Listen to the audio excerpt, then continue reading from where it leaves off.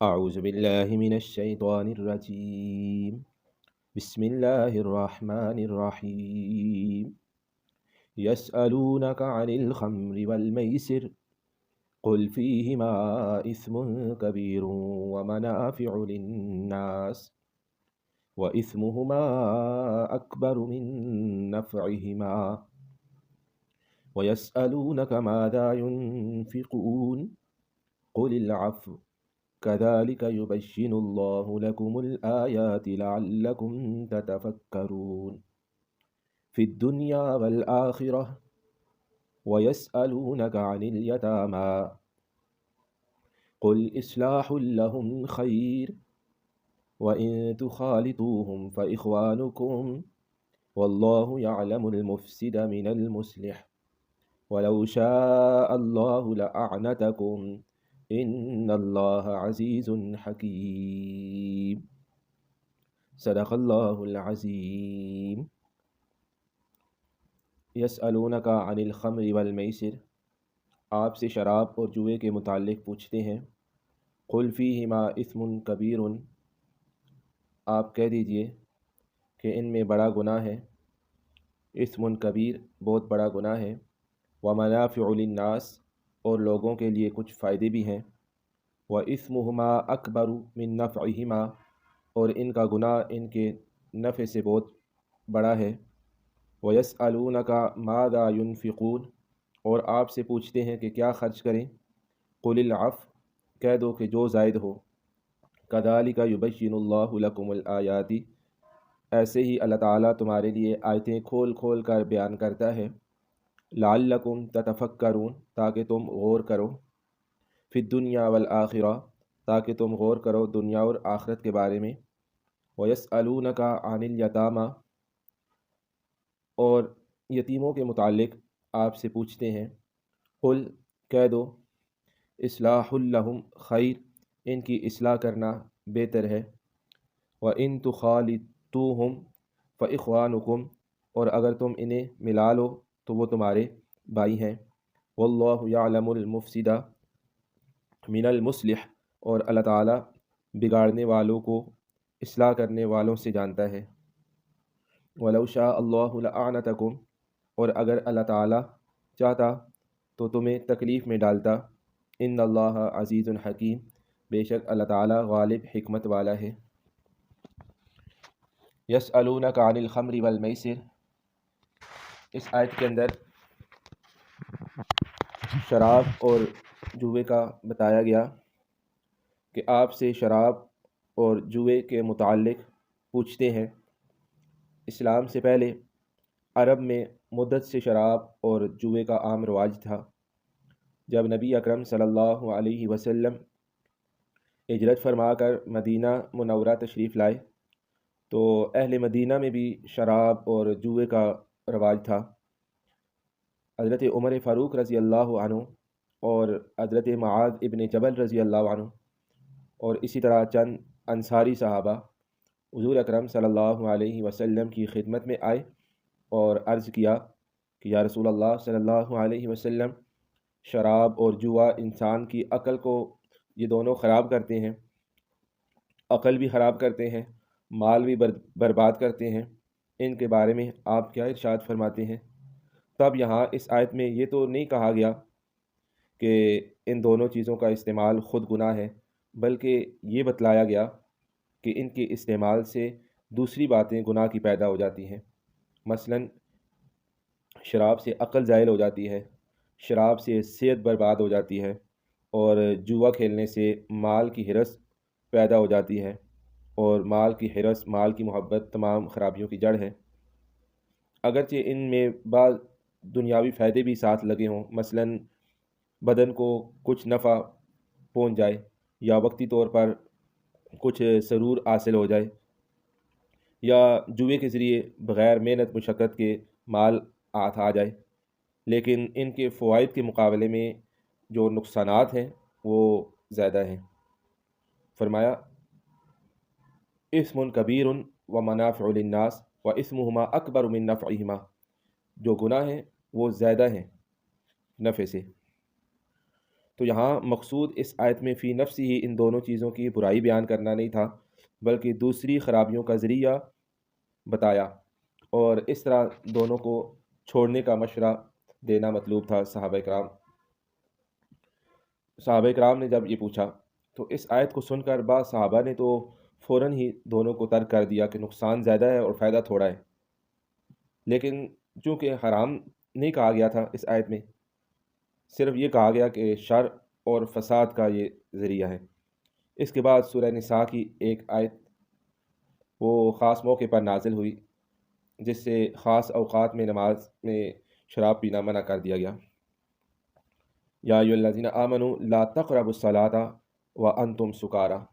پھر بعد میں سورہ مائدہ کی آیت نازل ہوئی جن سے شراب اور جوئے وغیرہ کا پھر قطعی حکم آ گیا، اور ان آیات میں صراحتاً شراب کی حرمت اور ممانعت نازل ہو گئی، اور یہی آخری حکم رہا سورہ مائدہ والا، اور پہلے احکام کو منسوخ کر دیا گیا۔ ان آیات کے نازل ہوتے ہی ایک دم پھر شراب حرام ہو گیا اور شراب کی قطعی حرمت آ گئی۔ جن برتن کے اندر شراب بناتے تھے وہ برتن بھی توڑ دیے گئے، اور مدینہ کے گلی کوچوں میں شراب بہنے لگا، اور تمام مسلمان شراب سے توبہ طائب ہوئے، شراب سے بیزار ہوئے اور شراب سے متنفر ہو گئے۔ اس طرح 3 ہجری میں اسلام میں شراب کی پھر مکمل بندش ہو گئی۔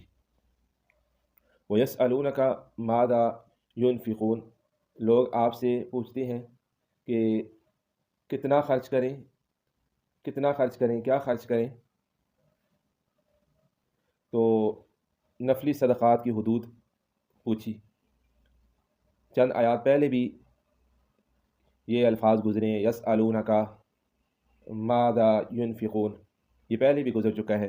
بعض صحابہ کرام نے آپ صلی اللہ علیہ وسلم سے یہ سوال کیا تھا کہ ہم اپنے اموال میں سے کیا خرچ کریں اور کہاں خرچ کریں۔ اس کا جواب وہاں دیا گیا تھا کہ جو کچھ بھی تم اللہ کے لیے خرچ کرنا چاہو اس کے مستحق والدین ہیں، رشتہ دار ہیں، یتیم ہیں، مسکین ہیں، مسافر ہیں۔ تو جب قرآن میں مسلمانوں کو اس کا حکم دیا گیا تو کچھ صحابہ کرام آپ صلی اللہ علیہ وسلم کی خدمت میں حاضر ہوئے اور عرض کیا کہ انفاق فی سبیل اللہ کا حکم جو ہمیں ملا ہے، ہم اس کی وضاحت چاہتے ہیں کہ کیا مال اور کون سی چیز اللہ کی راہ میں خرچ کیا کریں۔ اس کا جواب اللہ تعالیٰ کی طرف سے ارشاد ہوا، قل العفو، جو زائد ہو، آپ کہہ دیں جو زائد ہو۔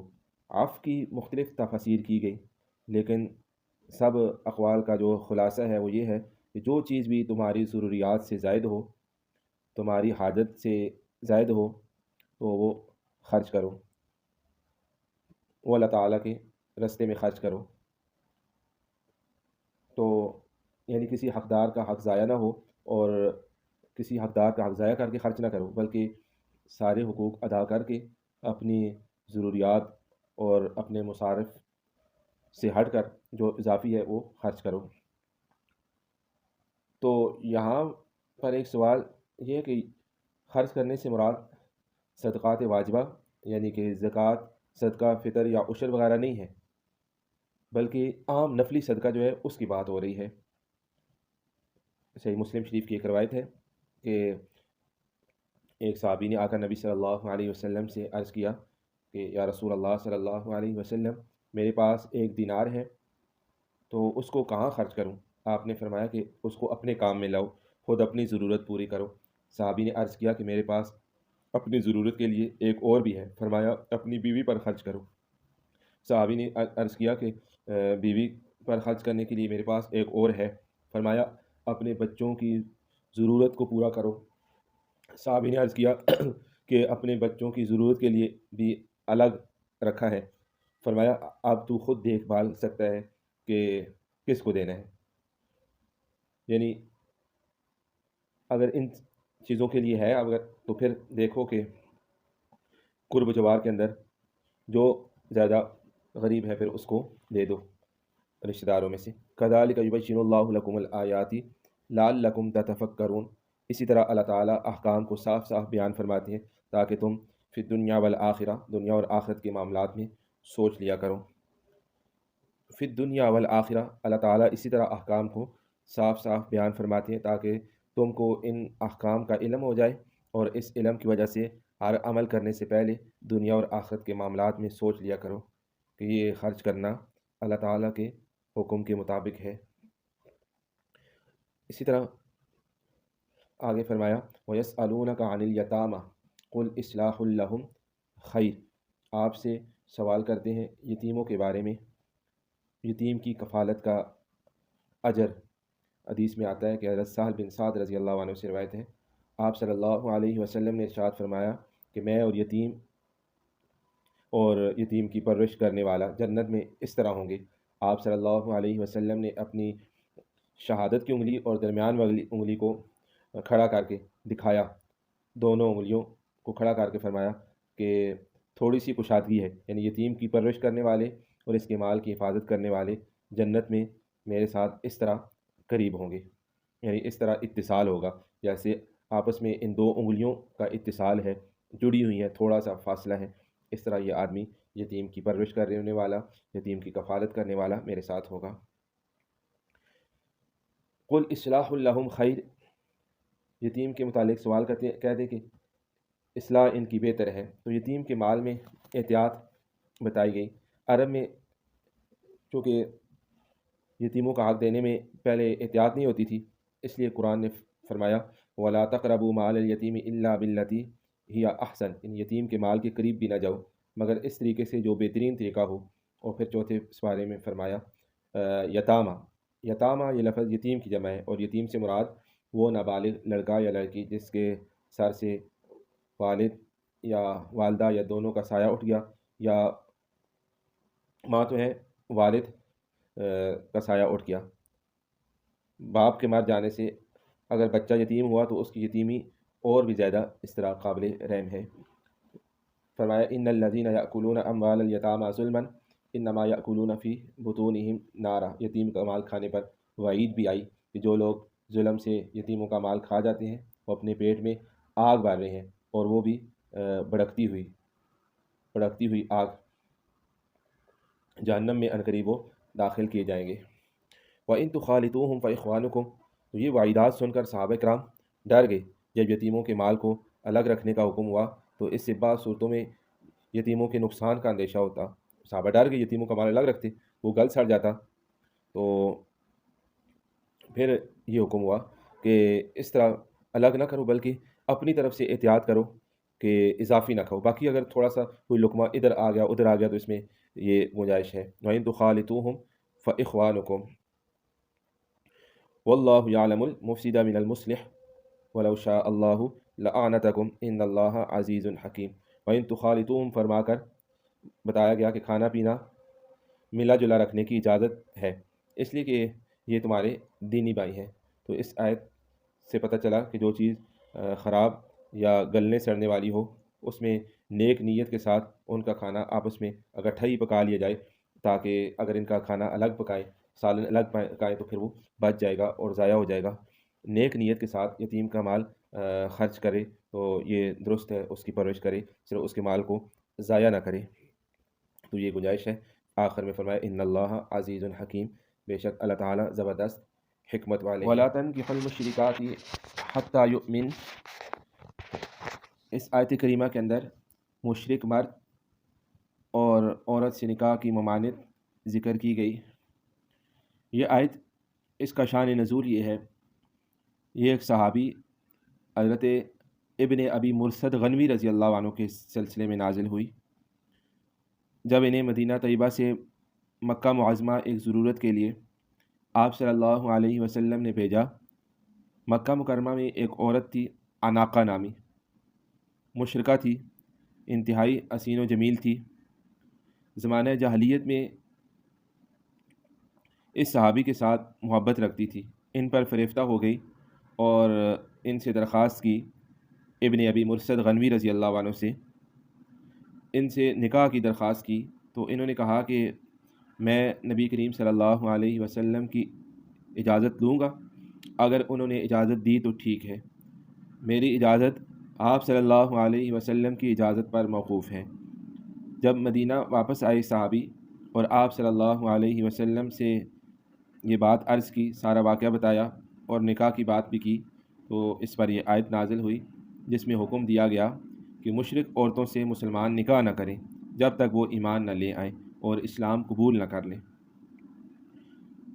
اسی طرح اس آیت کریمہ کا دوسرا شان نزول بھی ذکر کیا جاتا ہے کہ جس کے اندر حضرت عبداللہ ابن عباس رضی اللہ عنہما کی روایت ہے، فرماتے ہیں کہ یہ آیت حضرت عبداللہ بن رواحہ رضی اللہ عنہ کے بارے میں نازل ہوئی کہ ان کی ایک سیاہ رنگ کی باندی تھی، ایک دفعہ کسی بات پر غصے ہو کر اس کو تمانچہ مار دیا، دپڑ مار دیا، تو اس باندی نے آپ صلی اللہ علیہ وسلم کی خدمت میں حاضر ہو کر شکایت کر دی۔ ادھر جب عبداللہ بن رواحہ رضی اللہ عنہ کو احساس ہوا اور غصہ بھی ختم ہوا، پھر خیال آیا کہ میں نے تو اپنی باندی کے ساتھ نازیبا حرکت کی، نادم ہوئے، پیشمان ہوئے اور آپ صلی اللہ علیہ وسلم کی خدمت میں حاضر ہو کر عرض کیا، یا رسول اللہ صلی اللہ علیہ وسلم، مجھ سے تو بہت بڑی غلطی ہو گئی، میں اس کی تلافی کے لیے حاضر ہوا ہوں، میں اس کو آزاد کر کے نکاح میں لے آؤں، اس کو میں نے مارا ہے، یہ عرض کی اور نبی کریم صلی اللہ علیہ وسلم سے مشورہ کیا۔ اس مومنہ باندی کو آزاد کر کے حضرت عبداللہ نے اس سے نکاح کر لیا نبی پاک صلی اللہ علیہ وسلم کے مشورہ سے۔ تو لوگوں نے حضرت عبداللہ ابن رواحہ رضی اللہ عنہ کو طعنہ دینا شروع کر دیا کہ سیاہ کالے رنگ کی باندی سے نکاح کر لیا، تو اس پر یہ آیت نازل ہوئی کہ سیاہ لیکن مومنہ ہے تو یہ مشرکہ سے بہتر ہے، اگرچہ لوگوں کو بھلی بات معلوم ہو۔ ممکن ہے دونوں واقعہ ہوئے ہوں اور دونوں کا شان نزول ہو۔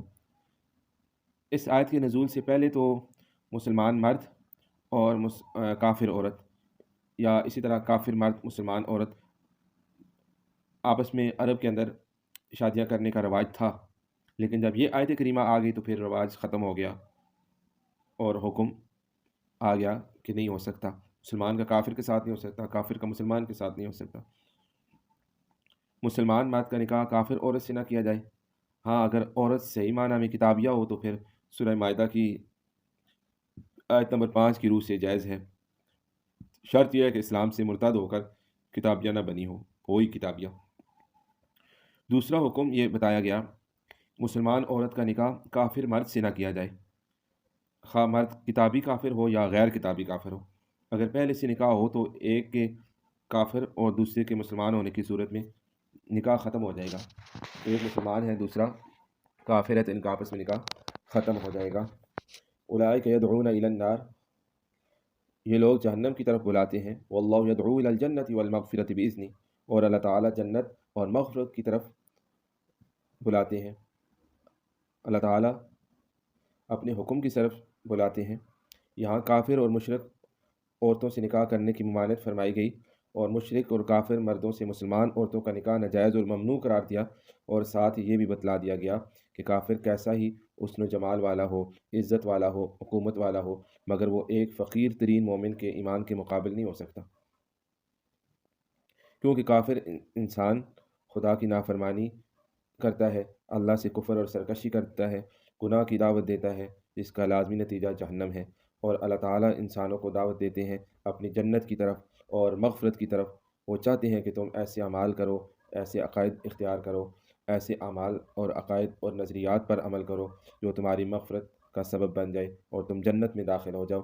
آخر میں یہ بھی فرمایا، لوگوں کے سامنے اللہ تعالیٰ اپنے احکام اور اپنے قوانین کھول کھول کر بیان فرماتے ہیں تاکہ لوگ ان کی مصلحت اور حکمت پر غور کر کے نصیحت حاصل کریں اور ان پر عمل کرنا آسان ہو جائے۔ وَيُبَيِّنُ آیَاتِهِ لِلنَّاسِ، اللہ تعالیٰ بیان کرتے ہیں اپنی آیات، اپنی نشانیاں لوگوں کے لیے، لعلہم یتذکرون، تاکہ یہ نصیحت حاصل کریں۔ اولئک سے کافر مردوں اور کافر عورتوں کی طرف اشارہ ہے، ان کی طرف سے مزید نفرت دلانے کے لیے یہ فقرہ بڑھا دیا گیا، جتا دیا گیا کہ ایسے گئے گزرے ہوئے اور خطرناک لوگ تو معمولی تعلقات رکھنے کے بھی قابل نہیں ہے، چاہے جائز کہ ان سے ازواجی تعلق اور رشتہ کیا جائے۔